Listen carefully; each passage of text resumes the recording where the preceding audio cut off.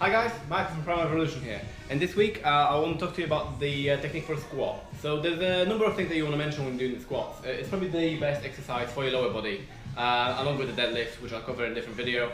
And for people that do lower body originated exercise, things like parkour, gymnastics, running, sprinting, I think squatting and the variations of a squat are the best ways to condition your lower body. So there's a few things I want to mention before we get into the actual technique of the squat. Now they're very basic things, but whenever, like if you're just starting off, you want to think about these things before you start racking on the weights. Basics, clips. Whenever you squat, put these on. If you don't, weight comes off, you look like a twat. No good. Potentially hurt yourself as well. Number two, a spotter of some sort. If you don't have a friend to help you or to spot you, get yourself one of these or go to a gym and do it somewhere safe. Again, you don't want to be putting too much weight on, trying to squat, not being able to, and being stuck down there.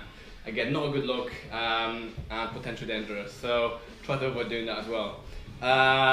Number three, don't use a Smith machine, please. I mean, the whole idea of a squat is that you yourself use the weight. I mean, you need to control the weight going forwards and backwards. You're activating all the muscles around your hips. If you're using a Smith machine, it's like it's taking away one of the main components of the squat, and just kind of you'll be able to squat a hell of a lot more, definitely. But yeah, it doesn't count. It just doesn't count. It's kind of cheating yourself about how you condition. So you just don't do it. If you're gonna squat with the bar and just like pile on the weight slowly until you build up to a weight that's good for you. Next thing, there are two different variations of a squat that I'll be covering. It's a high bar squat and a low bar squat. Now they both use different muscles. Well, not entirely, but they both kind of they both have the benefits and the pros and cons, and they're both used for different things, I guess. So it's up to you. I'll talk you through what each one of them does and show you how to do them both, and then you can kind of decide what you want to do. I would recommend that you get in touch with somebody if you want somebody to write your program. I mean, we'll be happy to do that. But if not, you can you make sure you go and see somebody, a professional personal trainer or whatever, somebody who knows what they're doing, and they'll write you a proper program, include the exercises that are best for you, and obviously you're going to be getting most out of your exercise and program. So yeah, definitely go and do that. The 90-degree angle thing. There's a lot of people out there that mention that you're not allowed to bend your knees past 90 degrees because it's bad for you. It's like saying you're not allowed to bend your elbow past 90 degrees. I mean, imagine never bending your elbow past there. What's the point? Your body's naturally adapted to squatting down. Before humans were used to sitting in chairs, you used to go to the toilet while you're squatting. You used to eat while you're squatting down. It's a natural range of motion for you to be able to squat down. It's just that nowadays people get so tight. People get so stiff that they can't actually squat down, and then this whole rule comes out that you're not allowed to squat past 90 degrees. It's absolute bollocks. So if it feels like you haven't got as much strength at the bottom part of the squat, then lower the weight and work all the way down, and then build up slowly. You don't want to be one of these guys that can squat 180 down here, and then as soon as you go lower down, you collapse. You know, it's not very practical for your whole life, unless you're a bodybuilder. Sorry. You don't want to do that. If you want practical functional strength, you want to be utilizing your full range of motion.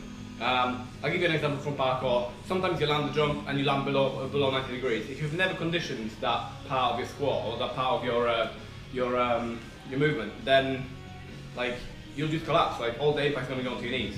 It's similar with gymnastics, with a lot of other things. So like, yeah, just please, if you're going to do your squats, if you're going to do your high bar squats, make sure they are nice and low, ass to grass, every time. Next thing, yeah, I kind of covered that already. Weight, like what weight should you use and the programming you should use. So there's a lot of different programs out there, and a lot of them claim that they are the best program ever.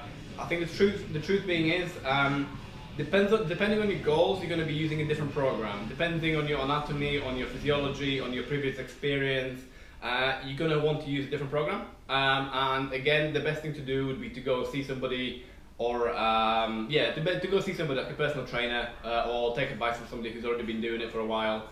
and they'll be able to kind of give you an idea of how to train to maximize your results. And first things first, make sure you know what you want from the exercise before you start doing the exercise. If you want to get bigger, or if you want to get stronger, if you want to get thinner, there are all different things that you should be doing to achieve your goals. And again, like, you want to decide your goal before you do your exercise, and that way you're gonna maximize your gains. So yeah, either contact us, we can write you a program, we can show you how to do things, or you can go find a PT in your area and they'll be able to help you. Okay, so next thing, weightlifting belts. I think I've never used one myself. I've squatted 175 in my peak days, and I didn't use a weightlifting belt. That's twice my body weight, just over twice my body weight. I know there's people out there who can squat probably 4 times the body weight nowadays, and they obviously use the belt. I think there is room for using the weightlifting belts, but I think until you're squatting twice your body weight and over, you don't really need to worry about it. At the same time, you should kind of highlight that when you're squatting, you need to tense your core. Your whole body needs to be tense. Obviously, make sure all your insides are held inside. So if you feel like you're squatting and your stomach or your abs can't hold the weight, again, you want to keep doing the same weight until you build up the strength to be able to go higher. And that's not just the legs. I mean, that's why the squat is so good. It doesn't just focus on your legs. It focuses on the entire, well, not your entire body, but it focuses on such a massive group of muscles, such a big number of muscles that, you know, it's like one of the best exercises. So, yeah. If a weightlifting belt is something you want to use, again, speak to somebody in your local area who can advise you on that. But I would say, until you're squatting really heavy, don't worry about it. And I think the last thing I've got on my list is a warm-up. That kind of links to the programming part of the video. When I go to the gym, or when I work out, I don't really do a warm-up as such. Okay, so some people go on the running machine for 5 minutes and then do some stretching, all that bollocks. What I tend to do is what Mark Ripperto mentioned before in his starting strength program. For example, if you're squatting 100 kilo for 5x5, what you do is you go into the gym, you do 2 sets of 5 with no weight. So you just squat the empty bar 5 times for 2 sets, and then you progressively add on more weight. So you'd be doing something like 1 set at 40 kilo, 1 set at 60 kilo, 1 set at 80 kilo, and then you'd be moving up to your working sets, the working weight, and you'd be doing 5x5 at that weight. Now what that does is that focuses on warming up all the muscles that you'd be using in your squat anyway. So like when you go in a running machine, that kind of, yeah, it increases your heart rate and everything, but it doesn't really focus on like activating or warming up the muscles that you're going to be using. So it's obviously it's common sense to warm up towards doing what you're going to be doing by doing what you're going to be doing at a lower intensity. So like I said, do a few sets with a lower weight and lower reps, and then once you get up to your work sets, you'll be doing your programming. I mentioned here 5x5. And then when you're finished, you can again do a couple of lighter sets just to keep the blood flowing and to cool down. If you want to do stretching, I advise doing that as a separate training regime almost. It's a lot of people have tight hips, for example, and if you have tight hips, you won't be able to squat properly. Now that is something that you need to address separately. You can do a stretching session before you do your workout, but that actually lowers your strength output. So.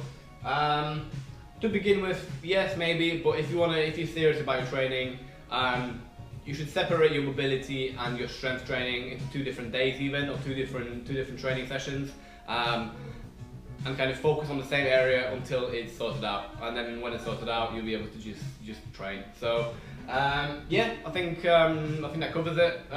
Same when you're doing your deadlifts, your overhead presses, any other exercise that you're doing. The best way to warm up, okay, increase your heart rate a little bit, but unless you've got like an injury in a certain area and it doesn't need warming up separately, just start doing what you're doing at a lower intensity, and then progressively move on to doing heavier. With squats it's really easy because all you do is pile on extra weight. with doing like gymnastics, parkour, things I always mention, there are different ways you can move. You can walk, different things that you can do to warm up, which I'm sure your trainer or your coach will be able to tell you.